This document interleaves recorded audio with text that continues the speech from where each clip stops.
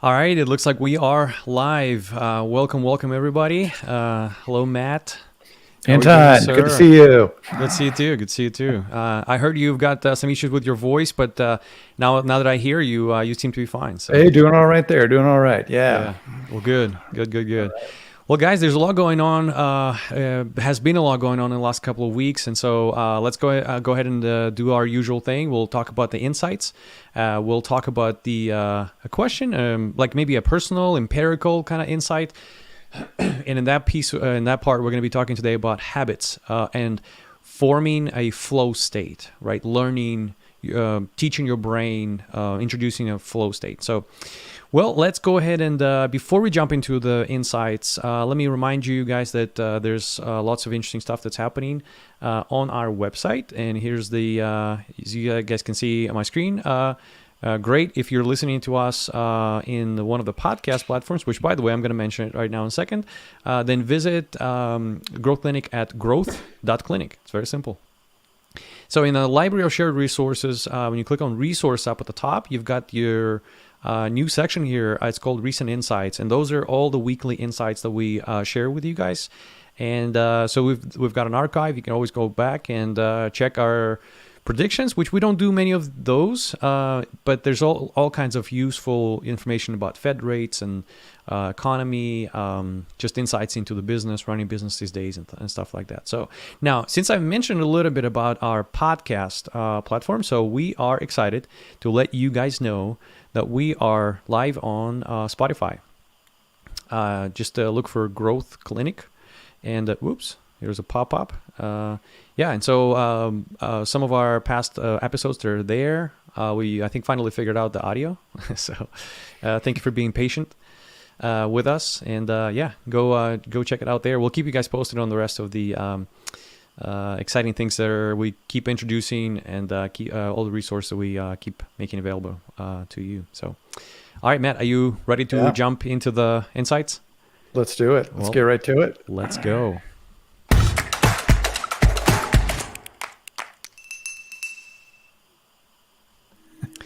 All right, so I guess we cannot not start with the news that just kind of broke this morning, right? And we all woke up, right? It happened when this part of the world was asleep, 8 a.m. Russian time.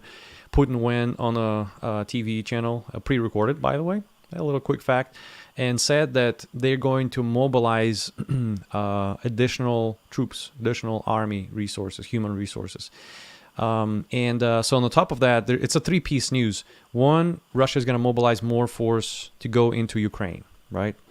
Great news for Ukrainians. So second piece, which is extremely important, is that Putin said that he is going to hold referendums on the part of territory of Ukraine that's been already occupied by Russian forces, which kind of silly from an international law standpoint, right?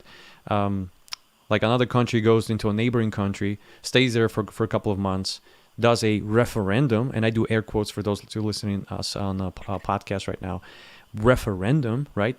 Asking people for what they think. That lasts 5 or 7 days. Wow. So not possible to fake any sort of data and drop additional bulletins in there. Right. And then the third piece of news is he reiterated that if any country attacks Russian territory, which by this time, the occupied territory of Ukraine will be Russia. Again, air quotes here, Russia. And to defend Russian territory, Russia will use any possible means, including nuclear weapons. Great. Welcome to the 21st century UN charter based international law regulations and any sort of international safety framework that we've developed so far, right? And peace and wars not turning into a major any sort of conflicts. Well, great. Now we're at the point where this is turning pretty ugly. Yeah, Matt, you mentioned a little bit about like Putin talking to Indian leader, Chinese leaders out there, right? And so yeah, there's been some, various economic get-together meetings, right? And the assumption there was it was it was kind of scary, right? As far as what is China going to say here? What is India Mm-hmm. going to say? Because they're major partners, right? Major powers in the world. And they were very kind of cold shoulder to Putin. It was very clear. Mm-hmm. It was very obvious. It was rather embarrassing, I think, to Putin is pretty much consensus there. So Yeah, that was a bit he of was good pretty news. like deflated afterwards, right? If you saw his posture and everything, I mean, it's not the Putin who when he started the war, he was very like, Yeah, and to I'm a rewind hero. back, right, about 3 weeks or so, 2, 3 weeks, right, Ukrainians have made significant progress, right, and in Mm-hmm. the northern region in particular, some lightning strikes there, right, have gained some significant territory back, right, did a bit of a head fake, supposedly, right, as far as announcing that they'd be focusing more resources in the south, right, but then really focused on the north, Mm-hmm. cutting off supply lines, like a pretty big deal. So if you're leader of China or of India, you don't necessarily want to be siding with a loser, right? In the outcome of a war Mm-hmm. or something geopolitical where the rest of the world, right, is basically saying this is not allowable. Um, so that was encouraging, right, to see that. And there's definitely been a lot of momentum, right, with Ukraine, with taking back territory, Mm-hmm. diplomatically, right, with Turkey coming out and saying, "Hey, we need to wrap this up," right? Like it sounds like it's a time for diplomacy, right, to Mm-hmm. take place there, and it sounds like there's a lot of signals, right, that that's on the table now. If either side will agree to anything, that's still to be determined, right? Because if you're Ukraine, why would you give up now, right? If you have all this momentum on your Mm-hmm. side, right? And if you're Putin, okay, you've taken over some of the territories that were in dispute You want to lock it supposedly in, gain before. some time, regroup, and You, fight you again. might have an off ramp there, right, to do that with some additional Mm-hmm. concessions. So, yeah, that it'd be interesting to see how this plays out here. It'll take a while for Russia to um, you know, put additional forces to use, right, to do additional training, right? The ones that they would potentially tap would be those that were in the reserves before, right? So Mm-hmm. already have had some training and could be deployed, but still may be some time, right, before that can actually be activated, moved, and 3 months. A lot's probably going to happen in the next 3 months here, right, I before think you're the end right. of the year. So yeah, will be interesting. And the threats as far as nuclear reaction, right? A lot of this is staged back towards the Russian people, right? And there really was no indication from the Western powers, right, as far as using nuclear force. Now there was some discussions as far as the nuclear plant in Ukraine, right? Was there some shelling back and forth? Who's to blame on that? Mm-hmm. Is Mm-hmm. that a threat? That is a nuclear threat, right, from either side. So um, language matters a lot, and Putin is quite a master of that. As we've talked about before, it almost scares me to listen to Putin because he can be very convincing as far as his logic that he uses, but is there truth underneath what he's saying or not, or is it Mm-hmm. built on a false kind of pretense to it? False narrative. So, Yeah. yeah, Exactly. I listened to the speech there, the translated version of it, actually a couple times there because I don't like to listen to third party news sources kind of trying to do a quick recap. Like Mm-hmm. Mm-hmm. I like to see his expressions and his logic behind it, and is that going to be convincing enough to his people or not? Of which a good number, more than expected, right, are starting to speak out. There's been some delays in some of the Mm-hmm. speeches and so forth that are normally very timely. So maybe some internal debate, right, as far as verbiage that's being used and so forth. Well, So someone was saying that there was some sort of like a health issue going on, and doctors had to like postpone it, and they recorded it late at night, almost like a 4 a.m. kind of thing, and it was released at interesting. 8. So yeah, Interesting. yeah, Yeah. just interesting piece of information. But the question Yep. is, so I know like you know quite a bit about Ukraine. Sometimes I feel like you know more about Ukraine than I do, and I'm from there. I grew up in Ukraine, but it's definitely exciting, yeah, to see people being interested in that part of the world and not just saying, oh, it's too Yeah. far or something. But so it's Hmm. affecting the entire Europe, and and it's affecting you if you're a small business owner, if your company does business in Europe, right? And Europe again it's a third largest, if I'm not mistaken, macroeconomic region out there, so it's a big market. And so if that market is not doing well, I mean, it affects the global economy. So if you do any sort of export import type of activity, you've got suppliers, you've got clients out there. Well, guess what? You're going to be affected. And so. But my question is, why does, okay, so let's say Ukraine and Russia have to figure out their own thing. There's some sort of a conflict nobody understands and stuff like that.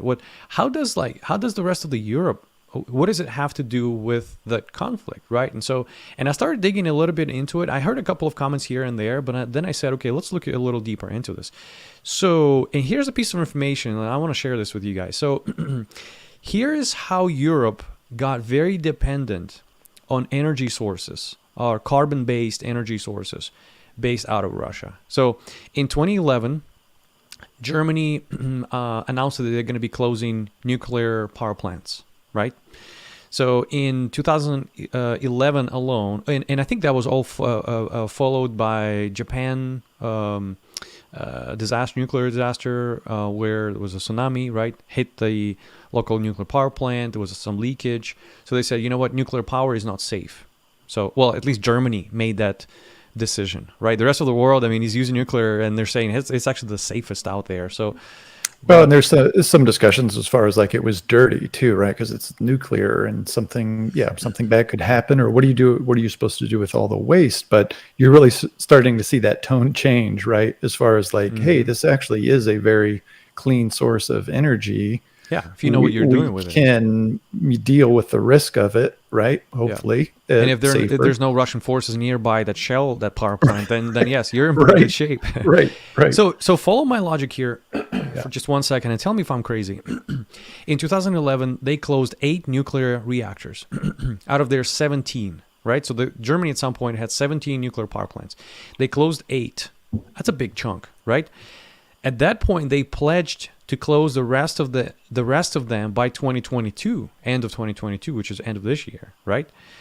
Well, in 2021, all but 3 remaining of the original 17 nuclear power plants were shut down. So as of right now, if I'm not mistaken, there are only three nuclear power plants. So reactors and power plants. One power plant can have multiple reactors within it itself. So 3 power plants are currently working out of 17 that they used to just a few years back.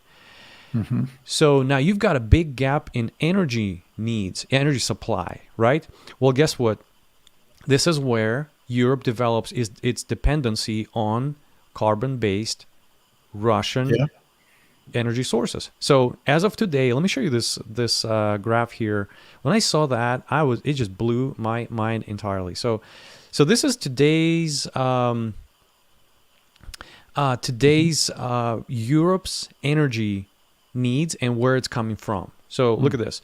Gas, I don't know if you guys can see it. Sorry, the title on the bottom kind of blocks it partially. But so gas, 34%, oil, 31%, coal, 11. So that makes it what, 76, right?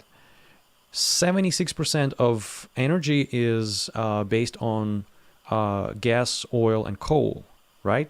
All of a sudden, nuclear is only 10%. Hydro, wind, solar only make up what? 13, 14. So renewable energy is extremely low in that portfolio of where they get the energy from, kind of thing. And that's crazy. So now, and then follow my logic to this last piece here. So, and then, Angela Merkel, in her last press conference, her being a chancellor, and they're saying, well, this is your last press conference. Like tonight, you're no longer chancellor. As a person to person, tell us what is it that you're going to be doing next? Like in your personal life, are you going to go on vacation and stuff? Like first thing that comes out of her mouth, she says, I have always wanted to travel Russia entirely, because Russia is a big chunk of land. And she said that Trans-Siberian Railroad, she said, I always wanted to do that. I think I'm going to hit that railroad, and I'm going to go all the way to the far east of the Russia. All right, so that lady closes nuclear power plants, substitutes them for Russian energy sources. And then at the end, she's not even ashamed to say that, yeah, Like, what's this guy's name? The German chancellor that now is in a full-time payroll of Russian Gazprom, right? Is she another one? Is she next? Like how much is is there a corruption going on, and how much Putin spends money and resources and energy on corrupting European politicians for them to close nuclear power plants, get on the needle, so to say, right, like a drug needle of Russian carbon-based energy sources. And next thing you know, that's a leverage in his arsenal. And this is exactly what's happening right now. And so, war in Ukraine, a sovereign nation in the middle of Europe fighting for its rights may seem like it has nothing to do with the rest of the world, but because there's such a dependency that Western Europe built on these carbon-based energy sources, I mean, the rest of the world is affecting. So my grandma lives in Germany, and I get to hear like how their winter is going to go this coming year, and how they're going to tighten their meters in terms of like they're going to set the temperature in their apartments lower than, and if somehow they spend more money on particular energy source, someone's going to come and knock on the door and be like, hey, excuse me, you're burning too much. What? Like, that is in one of the most developed regions of the world happening today. So again, if you're doing business with Europe, just know there's a very particular situation that's kind of being developed and has developed out there. So, I mean, independence should be at the forefront of countries, right? Whether that's energy independence, right? Food independence, right? What do they say? You're really only 3 meals away from a revolt, right? Meaning if people don't have food for a very short amount of time, right, they get very will take action, right? And also pair this piece of information, what you're saying right now, also with the fact that Europe does not develop their own gas and oil, and they have plenty, right, based on many sources. So so I think you're right. It's like a matter of national security, right? When masks are being produced only in one place in China, and all of a sudden COVID starts, that's a matter of national security, right? Vaccinations, food, energy. Energy is a big chunk of that. So anyway, so we just kind of thought to share this with you guys. It's I think it's a pretty interesting thing that's developing right now. So today is a pretty important day. It's going to go into the books, history books, because again, Russian army is mobilized. I think they're going to mobilize about 300,000 people, and that's just the beginning. I think the overall plan is 500,000, and I don't think they're going to stop there. Well, up to that's the big question, right? And is this just part of the negotiations, right? If Putin, we'll see if they do move into negotiations. It's like, well, winter's coming, but comes February, March next year, right? These troops are going to be ready, and we're not going to mess around, right? At that point, but hopefully the momentum continues on the Ukrainian side here, and we get some type of resolution, right? It's hard to say what that is. It's like you hate to even propose what that is, right? Other than Russia completely leaves Ukraine, but will that actually happen or not? I don't know. And if that does, that's probably going to be the downfall of Putin, and what's going to be the consequences of that as well too. So exactly. But I'm sure we'll be talking about it more, and how Europe is going to handle this, right? Fortunately, some of the reserves are being built up, right? As far as gas and fuel, we were very worried. We talked about it on the show a lot as far as grain, right? From Ukraine, Russia, there's been over 100 shipments, right? Coming out of Ukraine, and of grain and agriculture and so forth, right? So that was avoided.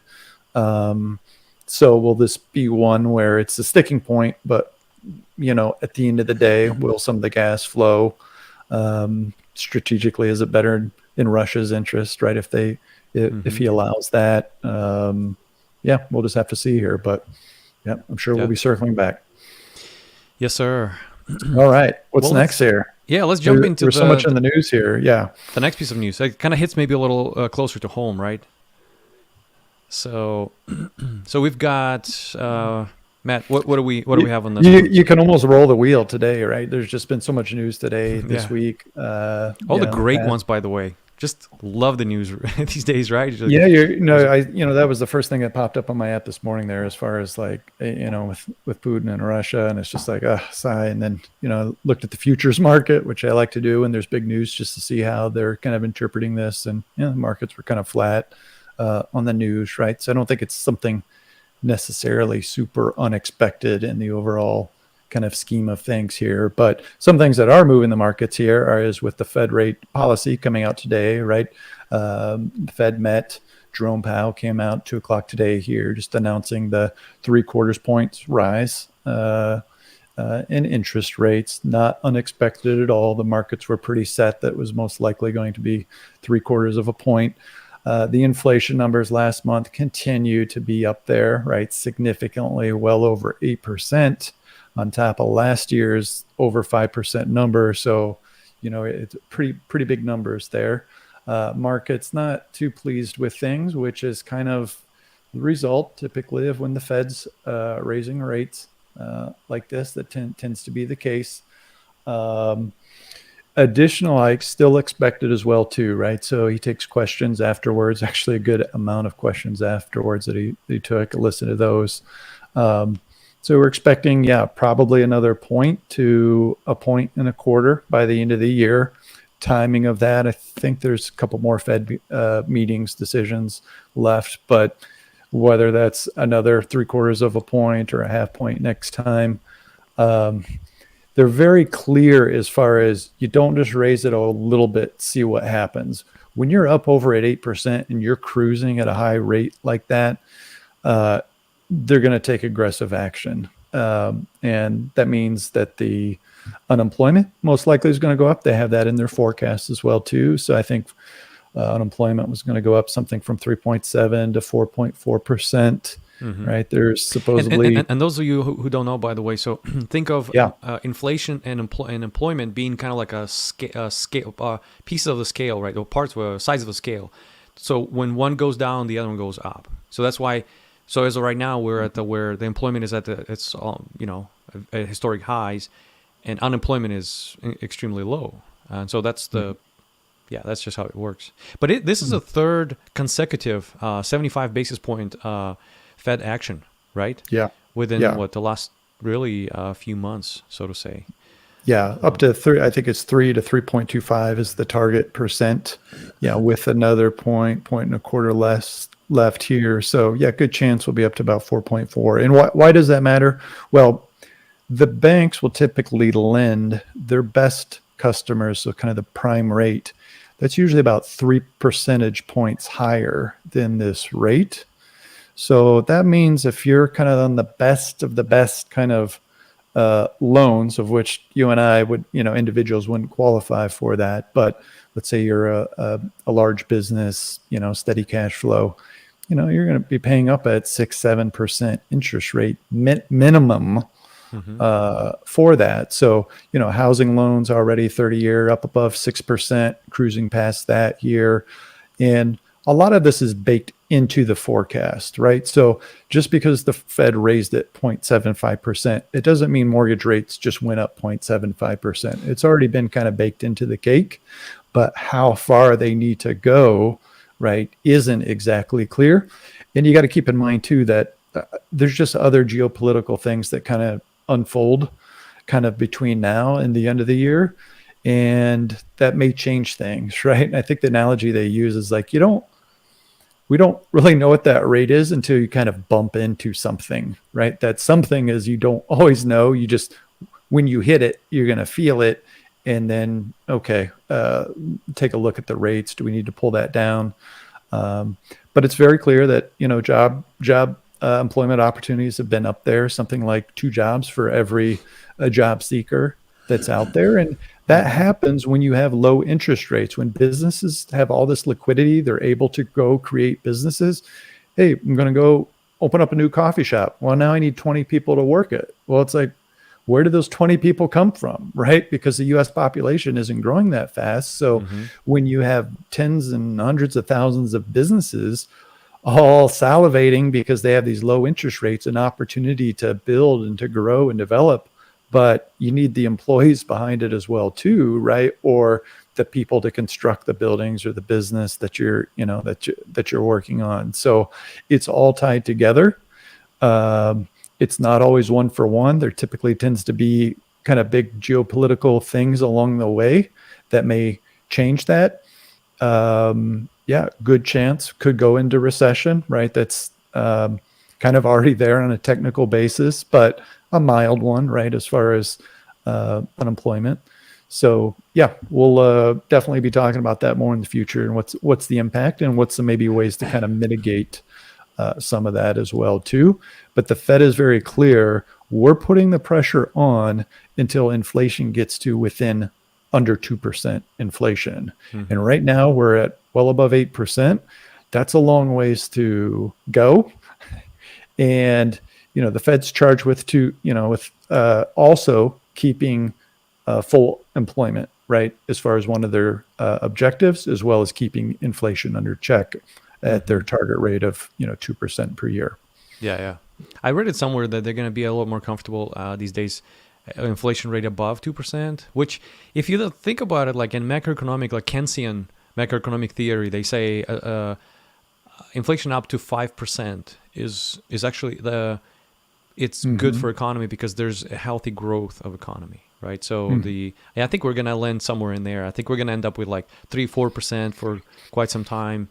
In order not to damage the growth of the economy. I thought it was pretty interesting. Different groups differently too, right? So if you're living paycheck to paycheck and you're spending the majority of your money on fuel to get to work, food to eat, and you're renting from housing, then all those things go up, and they have all gone up. That's going to hit you the hardest. Now, if you're invested in real estate, right, and you've bought in all these properties and inflation goes up, my assets just went up in value as well too, right? So, okay, that doesn't impact them as hard either. So, yeah, there's a lot of debate as far as what that rate should be. Yeah, and according to some statistics, 70% of the U.S. population, you think of, a developed country out there, 70% of people lives paycheck to paycheck. So like you said, that's a population that gets to be affected first when it's happening. I thought it was really interesting that two Federal Reserve banks suggest in the minutes, it said they suggested 100 basis points, like a 1 percentage point increase versus 75 points. I thought once the announcement came out on the inflation, I think it was 8.3% on the latest one there. That was a big number, and it was expected to be lower. Fuel prices, right? We've seen those come down, not to nearly what they were, but they've come down, so that eased the pressure. But within that, when you dig into the details, food costs were up huge, right? There were still some big drivers in the inflation. So at the time, it shot back up to, all right, they're gonna take a full percentage point. But when you look over the arc of time here, right, over the next 2-3 months, right, the Fed's still on track to kind of do what they're going to do here. Probably a good chance we'll take another 3 quarters at the next meeting and kind of wait and see then. If things soften up, if things get squirrely internationally, maybe they only take a 0.5 point, but it's coming. Yeah, so it looks like they're not slowing down in terms of increases, and so that's why the market reacts, right? So let me show you where the market currently is. Again, if you have invested $100 in the beginning of this year, you could sell your stock, all your portfolio, whatever, for only 80. So it's a 20% decline. Wow, how great. And so how does it affect the rest of us, right? So if you've got a 401k, if you've got savings, if you've got a semi-liquid kind of funds rested in there, mortgages, housing, I mean, that's why those rates, they say it's the single most important monetary policy tool out there, because that one single discount rate regulates all the rest of the markets. So financial market, when it's in balance, it brings the rest of the markets in balance as well. So welcome to the new reality. The thing is, nobody knows what these 70.75% increases are doing to the economy. No, it hasn't been done as often, and so we don't necessarily fully understand the consequences of that. One. Yep. And then the second point is, again, in macroeconomics, in monetary policy tools, we all know that they generally have about 9 months of time lag, meaning from the day that you implement a certain change, you got to wait for 9 months until you start seeing effects in the economy. And you can clearly see like when you overlay certain graphs, right? So here's the discount rate, and here's, say, money supply, and here's the prices, and here's the inflation and stuff. So it looks like they're not waiting for 9 months. And so it's just, if you took a macroeconomics in college and you remember some basics of it, you would be like, hold on, do we have people that are competent there? Well, they missed the inflation in the first place. Great.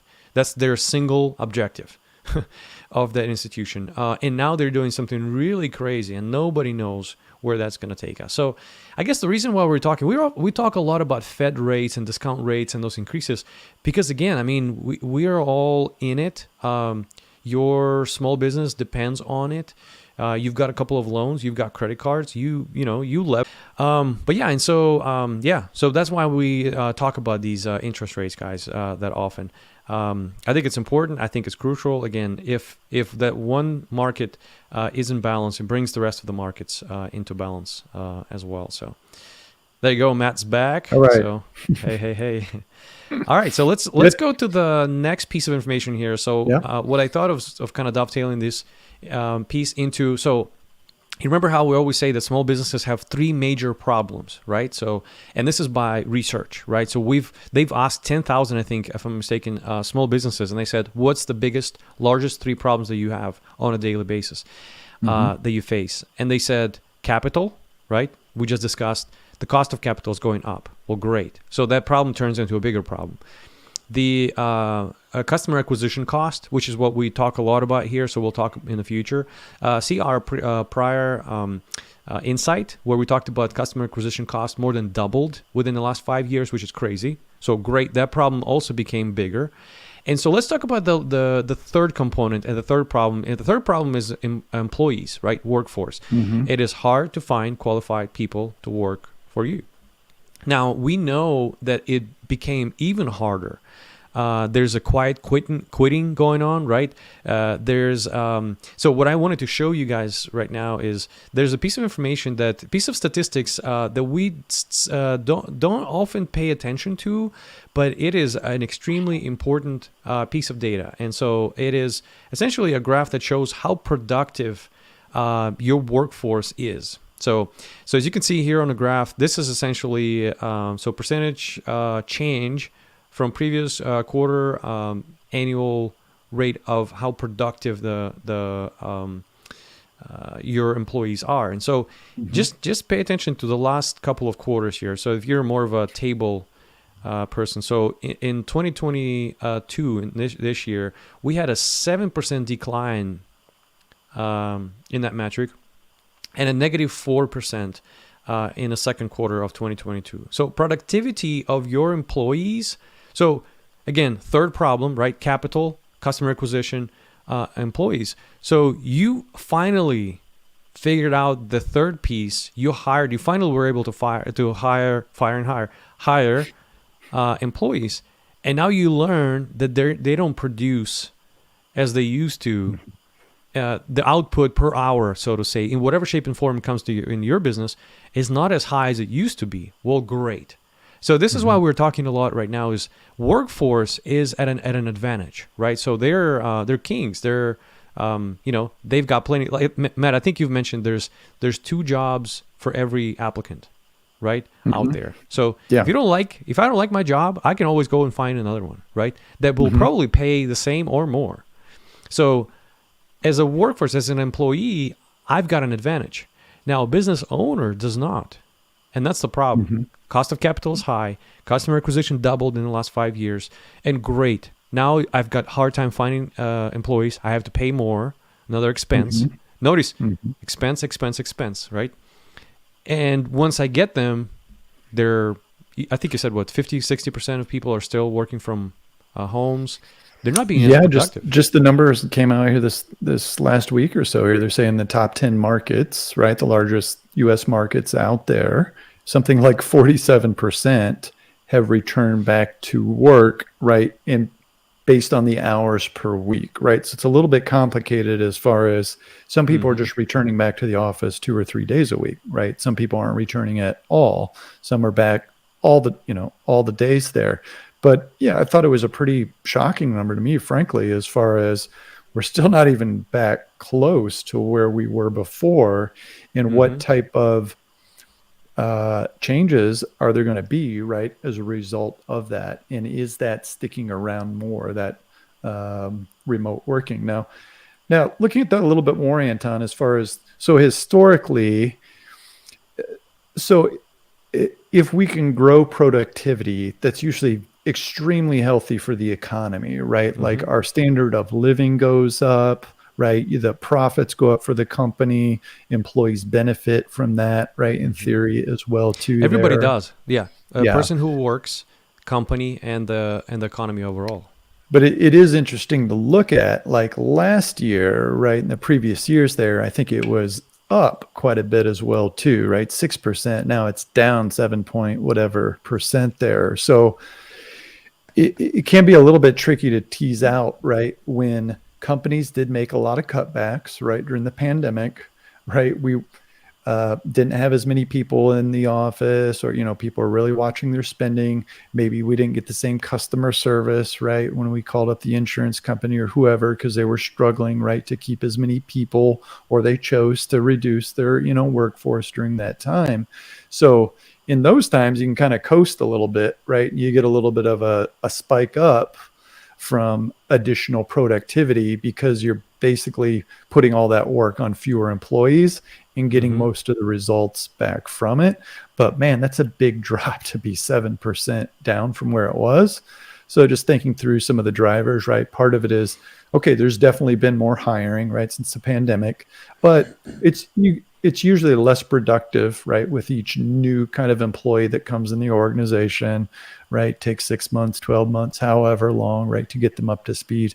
And like I think like you were mentioning, it's like, are they really working as hard either, right? Like, are they truly being as productive when, you're lucky just to have me because it's so Mm-hmm. hard to hire employees, and I'm basically going to do the minimal work that I have to still be here. So all that now may change, right? If we do start to teeter more in a deeper recession, or people become concerned, their consumer confidence goes down, right? That's measured by the consumer confidence index there, Mm-hmm. University of Michigan puts out. So those will be interesting numbers to watch coming up. And as people look at their 401k statements, and they look at their wealth, and they look at Zillow at their home value, and see that going down, Mm-hmm. that may well, right, change consumer behavior and cause them to pull back, right, in their spending, and contract the economy in that way, which typically, right, leads to further kind of recession, further pullback. Mm-hmm. So those are the sort of things that the Fed's going to be watching. Yeah. So I think you have a good point to where there's a lot of arguments going on as far as are we facing recession right now? Are we in a recession? By definition, we are, right? 2 consecutive quarters decline in GDP, not a good thing. But at the same time, employment is Mm-hmm. low. Everybody, we've Mm-hmm. got tech companies firing, right? Google is not firing people, but they're saying, hey, we need to bump up Mm-hmm. or something about 20% more projects per the same amount of Mm-hmm. employees, kind of thing. So they're saying let's be more productive. Again, productivity. So it's a soup of just all kinds of ingredients that are mixed together, and we're cooking it, and nobody knows what the end result is going to end up being. Nobody knows how this soup is going to taste at the end. Yeah. But Right. a lot to think about, and I think you're right. I think there's productivity when it's high. An employee benefits out of it, right? Their benefits, their salaries increase because, well, my productivity is pretty high. So don't expect for your salaries to grow, because as soon as the employer doesn't need to increase your salary not to lose you, your productivity is pretty low. Your salary is gonna be adjusted to that. So one, company doesn't benefit because they pay money for labor, and Mm-hmm. productivity is pretty low. high cost, no low returns, and an economy overall. I mean, economies with where labor is not productive or is not as productive compared to others. I mean, they're slowly but surely, again, GDP, things like that. So it's Mhm. in that metric. The GDP is in that metric. So when GDP drops, that metric also drops. So that's yeah. So we're working just as much, but we're producing less. But and Not it's not a good not a good if thing. people are working remotely as well too, right? Big question is, are they as productive when they work at home or not? Like that's a big Mm-hmm. legitimate question.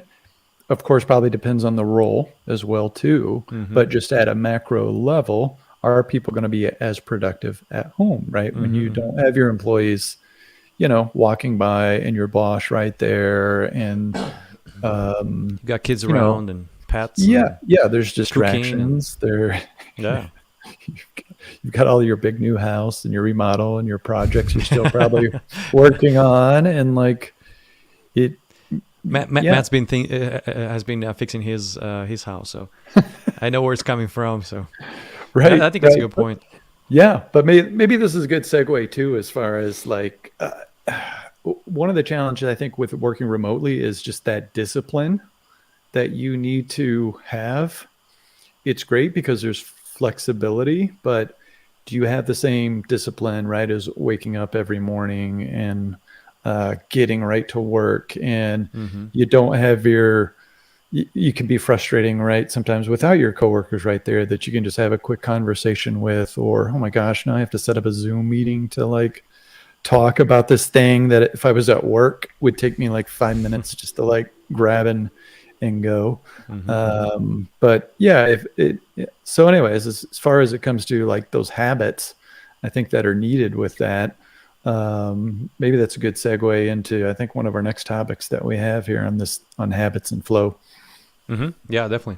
But before we jump onto that one, Yeah. let's talk Yeah. about e-commerce. Oh Uh, yeah. so the kind of dovetailing all of them into this one kind of what's going on, right?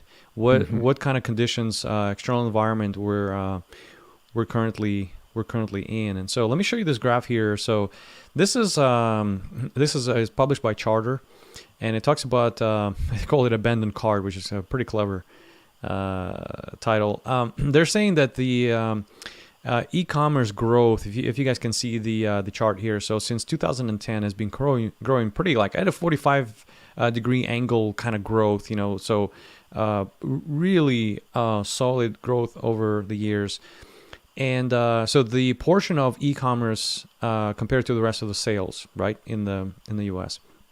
And as you guys can see, in 2020, the growth just jumped exponentially like crazy, from roughly about 10% to 16% of overall sales, and it looks like since then it's been tapering off from what it seems like to then eventually meet this kind of trend line that we see right underneath it. So it is growing. It is a great component to if you have a brick and mortar business kind of thing, or if you've got a hybrid model to where you're physically delivering product or service to your customers, but at the same time you've got the e-commerce element. So it looks Hmm. like you may see a little more of a kind of desire from people to go back into your store, right? If it's and front desk lady smiling at you kind of thing. So it looks like people are saying, hey, now that the COVID is officially over, right? The pandemic is officially over. Interesting, right? It's how we just kind of declare it to be over, but okay. Um, but people are saying, hey, this whole e-commerce and this whole chit chats over Zoom, I think that's cool, but let me go back into my favorite store. Let me go back into Hmm. my favorite hair salon. I don't need a YouTube video on how to blow dry my hair. I want to go and get it done. So we see more and more of that. And so if you are e-commerce and you see a little bit of a decline in sales, now I think in part there's a factor there to where the economy is actually going through what we just mentioned, right? Be it European Hmm. economy especially, or be it U.S. economy. But at the same time, there's this factor out there, and I don't know how big each one of them are, but it's so people just want to go back into the physical, like person to person interactions out there. So if you close your store entirely, you just went entirely e-commerce, may not be a bad idea to kind of start thinking maybe possibly you can, a restaurant can get their food truck back, right? You're not fully opened. You didn't go back into the model that didn't work for you up until a certain point, but you're partially there, right? Because human interaction is human interaction, and we always talk about it here. It's you cannot substitute it, right? We're online right now. You guys are watching us online, but I mean, come on. It would be so much better if we were all in just one room and just, we're getting used to this. But I think we were made to just, we're social beings. Like it's hard to beat that. So now with this said, what it looks like, so the Amazon declared their sales to be slightly off. They're decreasing at 4%, which Amazon, that's a big beast animal out there, right? 4% decline in annual online sales. Let's see. Yeah, and what's interesting is that, Matt, you mentioned a little bit about this drop-in software, right? The whole human factor, human interaction kind of thing. Yeah, I was just listening a little bit this week there as far as kind of a platform there that it's intensive to set up a Zoom meeting, right? And sometimes you just want to drop in with people. So can they build software, which they are doing, some people already subscribing, using it, where it's a little bit more drop-in feeling? And maybe it could be a manager, maybe it could be a teacher, right? You know how they have drop-in type hours there, kind of a similar model, hours. Right? Yeah. So maybe you just kind of drop in, you're there. Maybe there's a queue, right? And maybe you're just kind of waiting or whatever, right? Because you just want to talk to your manager for 5 minutes, but they'll get to you. It's not an emergency. Or maybe you can kind of listen in as well too, right? Depending on how it's set up there. So it will be interesting to watch, as it's clear that not everyone is going to be returning back to the office on what type of software, right, to kind of capture some more of that more natural human interaction and ability to move forward, right, and making decisions, being seen there, right, being available. But it's going to be interesting to see if we can come up with some better options there. Yeah. So, and speaking about e-commerce, it looks like what I wanted to show you guys is, so the interesting piece of information is that we're kind of 50-50 across all generations, which I was surprised to see it, but at the same time, it does make sense. Starting with like baby boomers all the way to Gen Z, people are 50-50, fairly basically comfortable shopping online versus offline, right? Brick and mortar, going out there, getting a service or a product, or going online and ordering it there. And so that's great. I hear this as you've got opportunity, regardless of whether you're a local brand, you're limited by geography, or whether you want to scale and kind of go online and do it that way. But it's interesting. What I wanted to show you also is what is it that people are buying online, right? So what type of products is it that we are purchasing on a regular basis? And so it looks like apparel is the major category. It's a 40% bucket. Half the size, 22%, beauty, care, and makeup, right? So any sort of shampoos, any sort of mascaras and lipsticks and lotions and creams and stuff like that. So that's there. That's the second largest. Tech is being slightly smaller, 15%. So any sort of, again, your tech. Home products is 11%, which is a lot, right? So if you offer any sort of product or service, again, and it's home related, well, that's a big category out there. So I'm not sure if you noticed either, Anton, but it seems like the speed of deliveries has really gone back as well too, right? Because it's almost, it seems so long ago, right? But it was starting to become normal from Amazon, where it's like, well, it might take a week or longer, right? It's like, I'm paying for 2-day Prime service. It's like, doesn't matter, right? Supply chain issue. Just be happy you're getting it, right? You don't have to go out to the stores. They're closed anyways to try and get it. So I've just noticed on a lot of deliveries, I basically need to order by now to get it sometime tomorrow. So for a lot of, things for your wires, things like that, right? For your phone, for your laptop, camera, etc. Mm-hmm. A lot of those things are ready to go, ready to be delivered to you. So be interesting Because they're coming out of stored the at your local pandemic. warehouse, right? Yeah. They're only about Yeah. 100 miles away from you. So yeah. Yeah. In the speed, right, of which they can pick those orders, right? And a lot of it's not even humans picking those orders now, Mm-hmm. right? Like it's gone more assisted, right? With robots and so forth.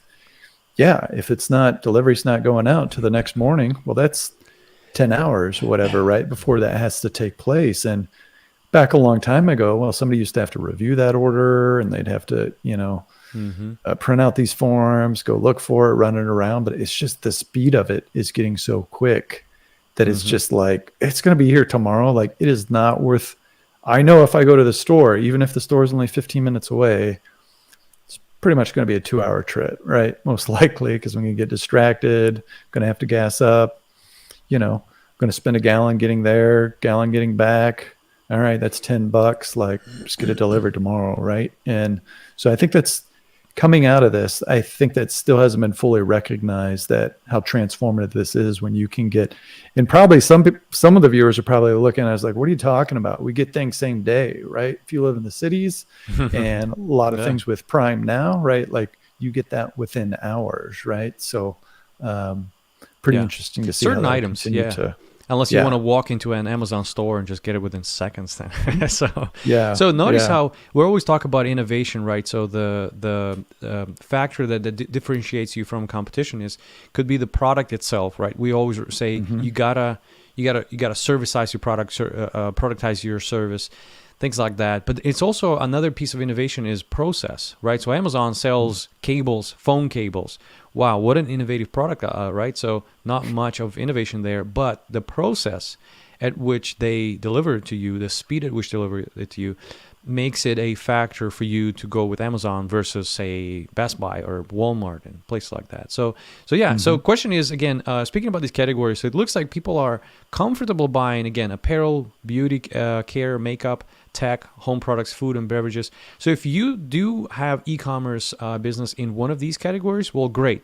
People don't need introduction in terms of, they're used to buying these products online. But what if you are not? Here's the question. What if you're not? What if you are pet product, right? What if you are, bicycles? What if you are some sort of online service?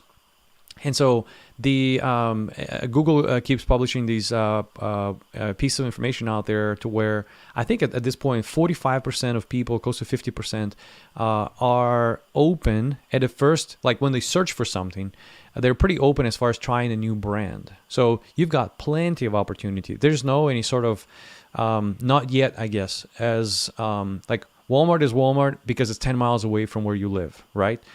But online, yes, there's Amazon, right? There's no question about that. But at the same time, again, if you don't sell something that's as unique, Amazon could be a great place to go. But if you do, it's a good idea to have your own website, right? It's a good idea to develop your own distribution kind of network, fulfillment, things like that.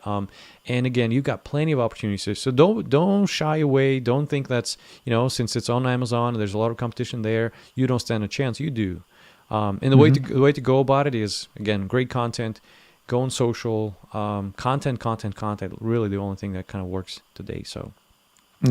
But yeah. So anything you want to add on the e-commerce piece here? Well, I think we're going to want to explore that some more, right? As far as what are those options for fulfillment, right? Because fulfillment for a lot of businesses is a big deal. And you as a newcomer, you don't have your processes worked out, right? For being efficient.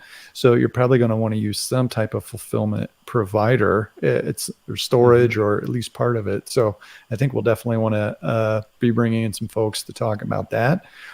Additionally, it is interesting what Amazon has done here, right, with Amazon Prime and what's included in that, in Amazon Video, right? So they're creating this environment where it's just so, yeah, I'm paying a lot. I keep paying more each year for Prime, but there tends to be more and more value and benefit. So the latest being, it may not seem from a business standpoint completely irrational, but with Amazon, with the Lord of the Rings of Power, that have come out. It's dropping every Friday.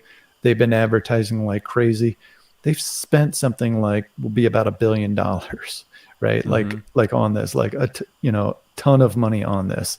Why is it buying kind of some infinity with those customers and keeping people locked in that environment? And maybe you're at an age where it's like, okay, I normally don't buy these things online, but I'm kind of a big Lord of the Rings fan, and I'm going to go ahead and subscribe. And oh yeah, now I can get these things delivered overnight, right? It's just interesting now what Amazon, it feels like it's gone from this operating kind of excellence, right, as far as cutting out making things extremely efficient. Are they softening up the edges a little bit to be a little bit more, let's say, Disney, or like Mm-hmm. inviting, right, as far as the platform, not just cutthroat, we're cutting prices lower than these other businesses. So it'll be interesting to watch what will be the counter to that, right? I don't think we want Amazon to be this completely dominant one store for everything here, right? We want a little competition out there as well too. And as Mm-hmm. small business owners, right, maybe what are those other services that could be leveraged as well too? Yeah, definitely, definitely. Well, guys, so if you remember last time, we had our good friend, mentor of Growth Clinic, Daniel, who talked to us a little bit about energy, self-optimization, things like that. And so what I've been thinking since last time we talked in the past 2 weeks here is then kind of going back to, again, in our own skin, right? So economies is great. We know a little bit about what's going on out there. Hopefully we're prepared. But let's go back. Let's kind of get down to earth here for a split second and talk about a piece that I think was. So somebody came up to me and said, "Hey, I'm trying to." It's a good friend of mine, Stas. He said, "Hey, I'm trying this application here, and check it out." And he was so excited about it. I mean, and I wouldn't expect for the person to be as crazy, as excited about that particular application, but he started talking to me about habits, and he said, man, it is such an important thing to start developing healthy habits. So let's talk about that, guys, for a split second. So again, Daniel mentioned to us a little bit about coffee, right? We discussed coffee, we discussed energy, nourishing energy versus kind of stimulating energy. You want to nourish yourself into well-being versus constantly stimulating yourself in there, right? What do you do with the energy that you finally kind of find yourself in, right? Now that you have abundance of energy, right? Because you listen to our last podcast, go to Spotify, by the way. Now that you do have all this energy, what do we do with it, right? How do we structure ourselves to be consistent, right? And to produce, to have kind of value add every single day, right? So this is where the introduction into a subject of habits. And again, we're all kind of jumping into this. Like I am working on myself personally here. We probably need to bring a couple of folks out there who figured maybe a couple things in terms of what, in their personal lives. But let's talk about habits. What I wanted to show you guys is, so there's a couple of pieces of software applications that they could be used to track. So it's important to track your habits. So think about it. Tracking habits first tells you whether you're consistent with a particular thing or not. And let's think of habits also as positive and negative, right? So you may be having a negative habit that you want to drop, right? So that helps you see the pattern. You're like, oh, shoot, I'm watching YouTube for a little too long, right? I'm smoking too much, or I eat this and this too much. But it's also talking about the positive habits like meditation, exercise, things like that. So there are a couple of pieces out there that I wanted to show you guys. Is let me pull it up here. So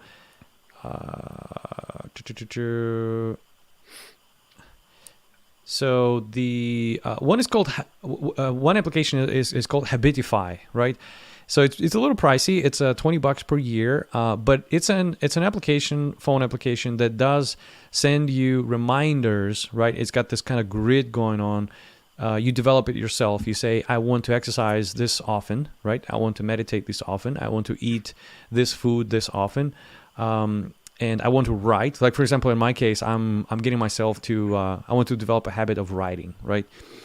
And you track those habits, right? So So this is one of the opportunities, one of the applications that you could use to do this, Habitify. Another one is called Way of Life, and that one is a little cheaper. It's a $6 one-time payment, so it's a little more simple, but it kind of does something very similar. So now, from a tracking standpoint, I'm just thinking I'm just looking at my calendar, Matt, and tell me if it's the same for you, but I'm looking at my calendar, and there's two types of things that are happening throughout my day. One is something unique to today, right? A presentation to a particular group of people, right? I never presented there. This is my first time, maybe second time doing this. And then there is a kind of like, hey, send an email every Tuesday to such group, remind them about such and such and such. So there's two buckets of activities. One is, again, unique to today, or unique activity, and one is repeated activity. So that repeated one, you can use an application like what I just mentioned to develop your schedule, in a sense, or a system that will remind you to do something in the morning, track it, right, and then show you the analytics of your habits, right? So that will remind you to do it more often. To create this consistency throughout it, right? And also, like, I think that's a good introduction into the idea of developing a flow state of flow in your life, which is extremely important, right? So, Matt, you probably heard about this concept, right? Flow state. What's your take on that? Is it important? How do we do this? Should we talk more about it, maybe, and like devote a whole episode to this next time?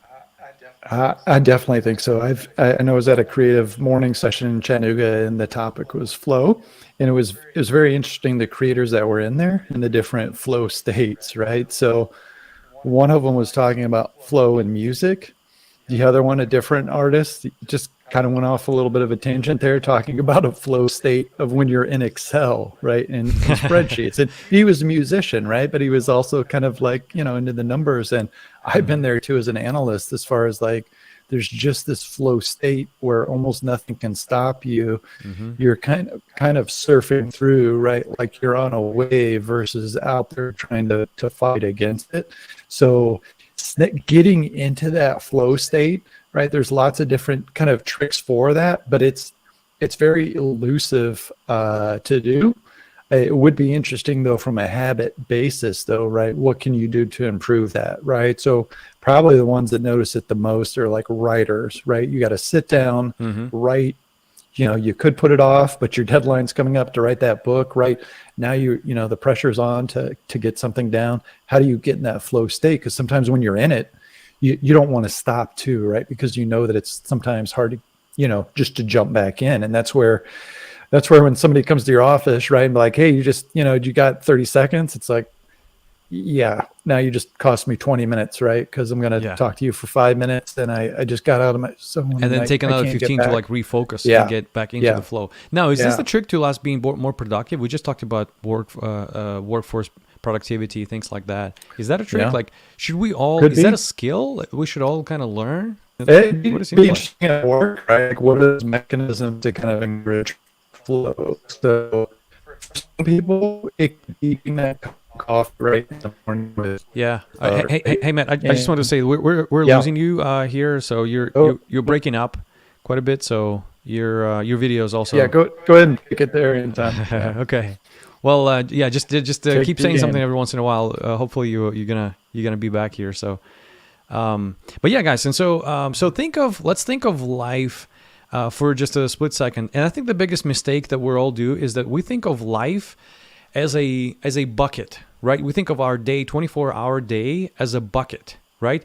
And we try to put as much stuff as possible in it, all of our to-do lists and things like that. And then by the end of the day, you're like, shoot, there's still stuff left there, and not everything fit into this bucket. Then you start the next day with leftovers of the previous day bucket.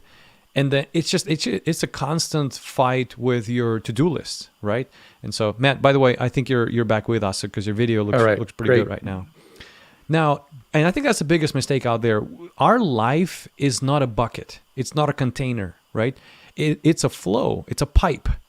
And so one of the main KPIs I think you can develop in your life, your personal life, is throughput, right? So think again of your day as a pipe, right? And so the more stuff you can squeeze through that pipe on a regular basis, this is what creates a healthy flow, right? Being consistent with it, right? They what is it? They say that the when you exercise like a professional athletes, they say it's the recovery time is an important piece to performing, right? So think about it. You gotta schedule that rest time, that family time, that developing yourself time, like that. That's cumulatively, holistically, is what creates the flow, right? And so again, let's think of just our habits here for a second. There are tools like we've mentioned you can track, and there are pieces and factors that help us create that healthy flow, right? So again, reminders throughout the day. Now, the only problem is that I think this is the only thing that it does is it creates or tracks the habit, right? How often do I do a particular activity, right? Which is great. But I think what's even a more important piece of a conversation here is, do you create that dopamine loop within this activity? Because if you enjoy it, you will be seeking to do it again, right? So I started doing these like morning sessions to where I go on my front porch, and Matt knows, but you can see 3 states from my front porch. It's pretty cool view. And I sit in the chair and I read and I meditate, and I started enjoying it, like thoroughly enjoying it. So by the time it's like before I jump on the calls, I'm like, you know what? I missed something. Like I love that place out there. It enriches me and it recenters me. And you know what? Let's go back to this. And so sometimes the system of reminders is the way to go. But I think what's even bigger conversation here is, and this is where it kind of goes over my head personally. I don't fully understand it, but I know you got to create the dopamine loop, right? You need to be able to be able to enjoy a particular activity. If that's the case, you will go back to doing it. And so from that standpoint, addiction, for example, the definition of addiction is gradual narrowing of activities that bring dopamine in your life. Huberman, Andrew Huberman, he's the one who kind of defined it in this way. I think it's brilliant, right? Addiction. I am addicted to something that gives me dopamine, right? And addiction is gradual narrowing of the set of these activities. My horizon is very narrow right now.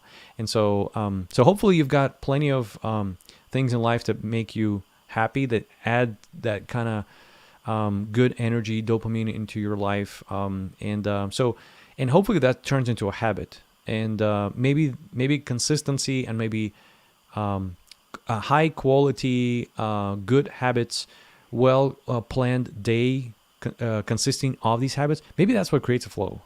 That you don't need to be forcing yourself in and working yourself into it. And so I definitely wish to all of you guys to develop that state of flow and to develop good habits. And maybe as a little nugget to throw out there, and we're not going to talk much about it, but just kind of start thinking about it. We will probably talk separately about it. So there are 2 types of processes, and I think that comes from physics. And so there are 2 types of processes. One is endergonic, right? So one process that consumes energy while it functions, right? And then another set of processes are called exergonic. They're processes that generate energy. So one type of activity consumes energy, right? And another type of activity generates energy. Meaning, I need to go to read the book. Let me go and exercise and feel good and everything, and then I can go and read my book, because man, it kind of sucks, right, to read my book. Now you can get it to where I can't wait to read my book, right? I can't wait for the next live stream. I can't wait to go and chit chat with that individual. I can't wait for tomorrow's presentation, because man, there's just something about it. Like, I hope, and I think that's the trick to those developing good habits is, one, track it. Yes, I think that's a good start.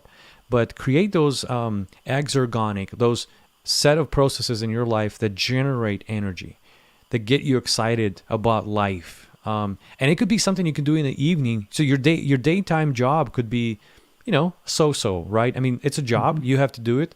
But what you do in the evening generates so much energy. That exergonic type of activity generates so much of positive just vigor, vitality in your life to where that job becomes, I'm looking forward to it. Like I've got plenty going on inside of me. So anything, Matt, anything you want to add to this?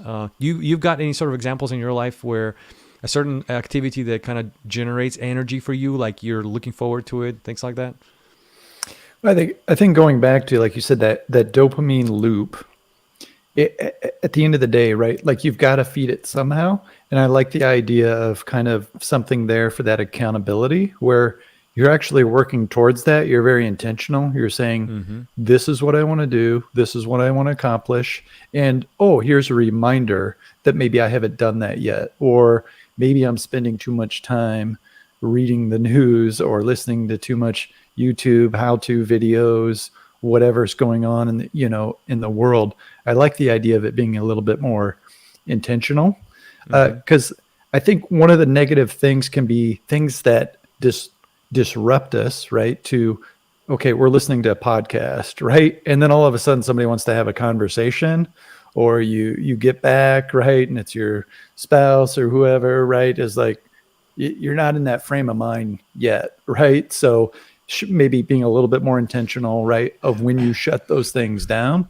And okay, now maybe it's family time, right? And Mm-hmm. I'm kind of working towards that goal. It's here on this, on this app. I'm doing the check mark for the day.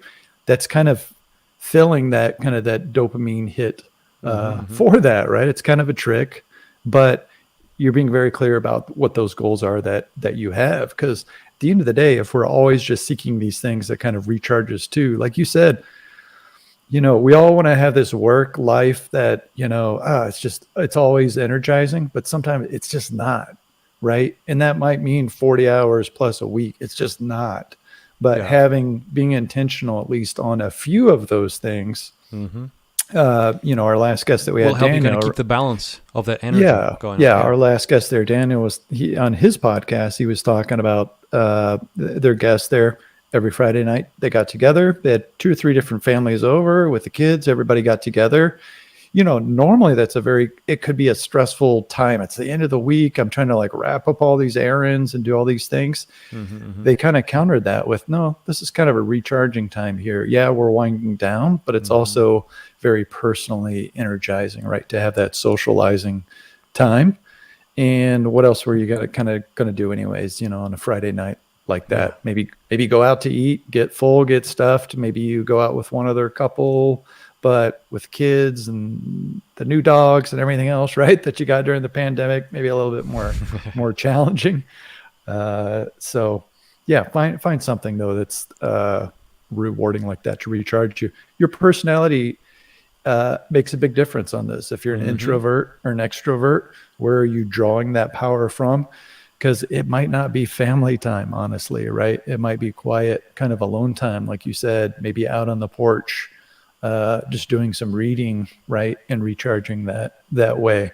That doesn't mean you don't like people, right? That just means that's how one of the ways in which you recharge, and you get a little personal time in doing that. So And I think it's like we think of physical health, mental health, right? I think your drive, I think that flow state habits, I think it's another piece of health, right? And it needs your maintenance, your attention, your effort, your intentionality, just as much as your physical health, right? So we're all getting to the point at some point in our life to where I got to exercise. Like I got to move. I sit a lot in front of a computer, and so let me go and move a little. And I think it's one of those things. I think your drive, I think that intrinsic energy source and or activities that generate that energy, I think that becomes another piece that you just have to maintain in your life because it's extremely important. And maybe another aspect, like you said, of your life depends on it, right? Maybe your job, maybe your family, maybe other relationship thing. Maybe you just moved to a new area. You don't know anyone, right? And you simply don't have any sort of social life going on. And so, so keep that drive, keep that energy, keep that intrinsic flow going to where it will carry you through some tough times, right? And so we're always kind of trying to be positive here and everything is great. And we see economy is not doing well. And so chances are you are also not feeling well. There's something about depression rates. Recently, I think we posted a piece of news out there. And so if you are going through something, just realize that the world is as is, and there's no way to change it. But what you can change is take care of that drive, take care of that exergonic activity that you look forward to doing. And it could be something silly. It could be something that's like, I hear people being excited about just all kinds of stuff.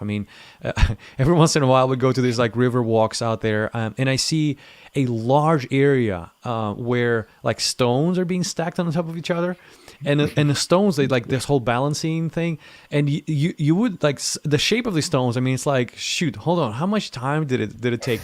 And it's like a field of it. Like from what it looks like, there should be like 40 people out there spending hours doing this thing, but somehow that's rewarding, that's calming them down, that's some sort of anxiety related activity or therapy and all, from what I'm hearing.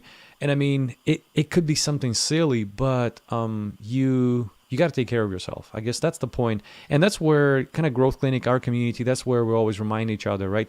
Matt and I, we talk a lot about this, and kind of reminding each other that like, how are you doing, man? Like, what's the, I'm kind of going through a thing here and there, but I'll be all right. Well, guess what? Same here, right? So maybe it's just as simple as that, reminding others that you're here. And it seems like not much, but to another human being, that could be a world right this second.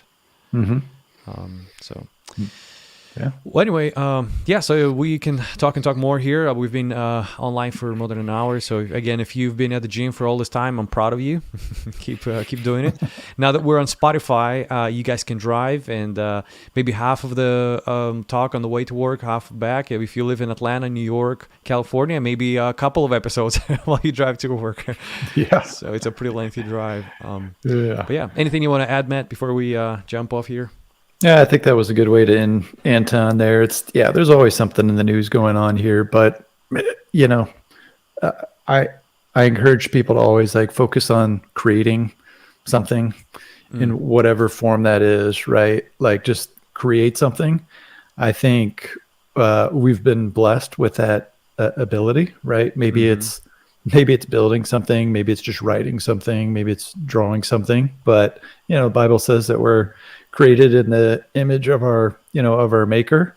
And I think that's something that we kind of share with God, features, that we like creating, is that desire to create things. And, when I see a nice sunset or something creative like that, that gives me a little bit of awe, that, kind of reminds me of that. So you can find something to create. Even better if you can create something with somebody else, then get out and do it. Yeah.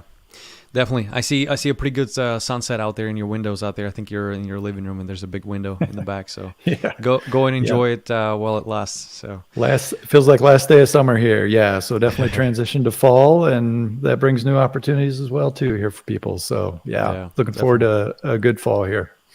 Definitely. Well, guys, again, thanks a lot for tuning in tonight. Matt, thanks a lot. It was good to chit chat. I feel like it was a good, meaningful conversation. A lot going on, guys, so stay tuned. Keep the pulse on the news. Keep developing those healthy habits. Create the flow, and just be happy and go make something, right? Like Matt said, go create something, go build something. So, all right, good luck to all of you guys, and we'll talk to you soon. We'll talk to you in 2 weeks. See ya.